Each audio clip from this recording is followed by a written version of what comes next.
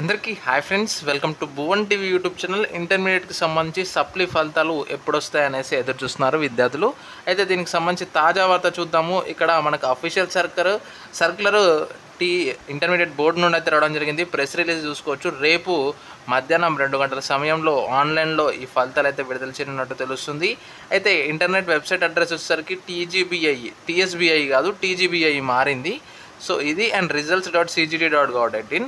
So ఈ రెండు వెబ్సైట్లలో మనకు ఫలితాలు అయితే వస్తాయి. ఒకసారి రిజల్ట్స్ లింక్ నేను లైవ్ రాగానే కింద డిస్క్రిప్షన్లో అప్డేట్ చేస్తాను రేపు, లేదంటే మన కమ్యూనిటీలో పోస్ట్లో పెడతాను.